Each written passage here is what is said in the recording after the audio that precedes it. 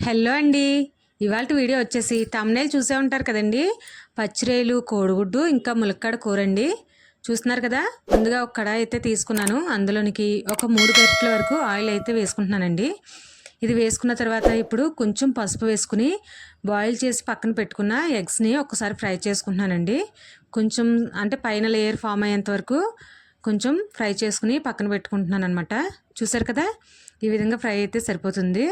ఇప్పుడు తీసేసుకుని ఒక ప్లేట్లోకి అయితే పెట్టేసుకుని తర్వాత ఇందులోనికే ములక్కాడలు కూడా వేసుకుని ఒక 5 మినిట్స్ ఫ్రై చేసుకుంటే మనకి ములక్కాడల ఫ్లేవర్ అనేది ఆయిల్లోకి వస్తుంది. అలాగే ములక్కాడ కూడా టేస్ట్ బాగుంటుందండి ఫ్రై చేసుకుంటే.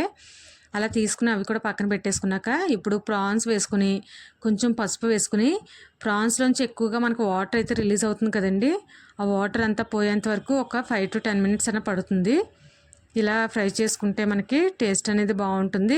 ప్రాన్స్ కూడా మనకి గట్టిపడతాయి అన్నమాట. చూసారు కదా, చాలా వాటర్ అయితే రిలీజ్ అవుతుందండి ఇందులోంచి. చిన్న రొయ్యలు అయితే బాగుంటాయి, టేస్టీగా ఉంటాయని చెప్పి చిన్న రొయ్యలు అయితే తీసుకున్నాం అనమాట. చూస్తున్నారు కదా ఎంత వాటర్ వస్తుందో. ఈ వాటర్ మొత్తం కూడా అయిపోయిన తర్వాత మనకి ఆయిల్ కనిపిస్తుంది. ఈ విధంగా ఆయిల్ కనిపించేంత వరకు బాగా ఫ్రై చేసుకోవాలి. ఇప్పుడు వీటిని కూడా ఒక ప్లేట్లోకి అయితే తీసేసుకోవాలి.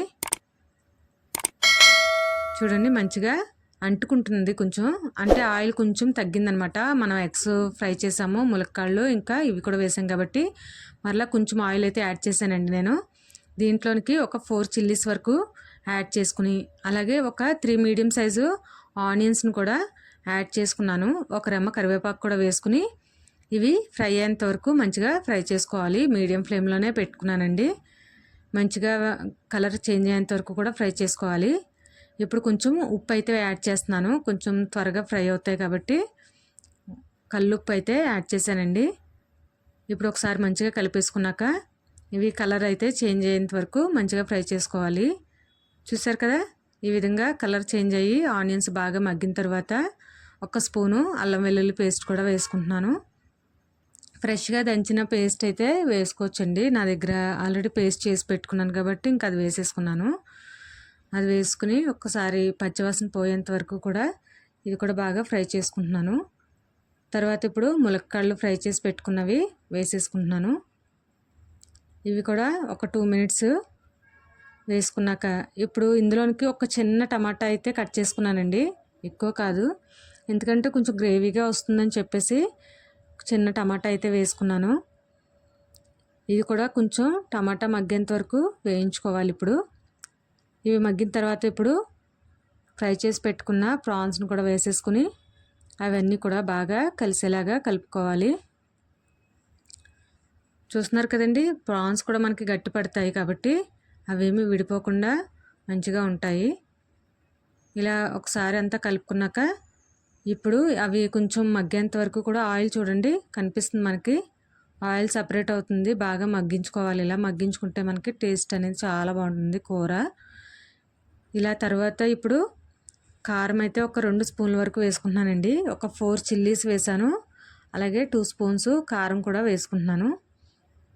కారం కూడా కలర్ చూసారా చాలా బాగుంది కదా, ఇంట్లో చేసిన కారం అనమాట.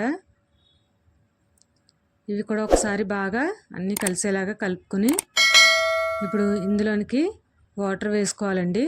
ముక్క మునిగేంత వరకు కూడా వాటర్ అయితే యాడ్ చేసేసుకోవాలి. ఇలా యాడ్ చేసుకున్నాక ఒక్కసారి కలిపేసుకుని ఒక్కసారి మొత్తం అంతా కలిపేసుకున్నాక ఇప్పుడు ఫ్రై చేసి పక్కనే పెట్టుకున్న ఆ ఎగ్స్ని కూడా ఇందులో వేసేసుకుని కొంచెం డిప్ చేసినట్టయితే వేసుకుంటున్నాను, నేను పెట్టుకుంటున్నాను. ఇలా పెట్టేసుకున్నాక ఇప్పుడు మీడియం ఫ్లేమ్లోనే ఉంచాలండి.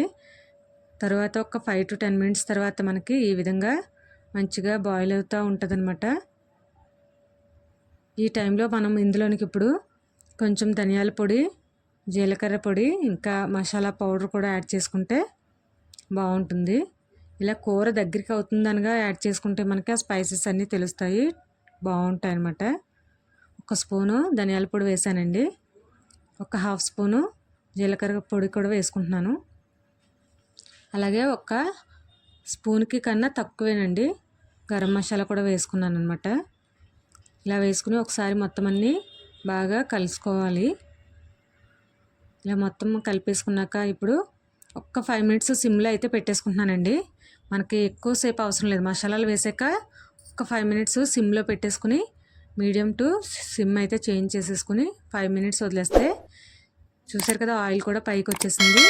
చాలా టేస్టీగా రొయ్యలు, ములక్కాడ ఇంకా కోడిగుడ్ల కూర అయితే రెడీ అయిపోయిందండి.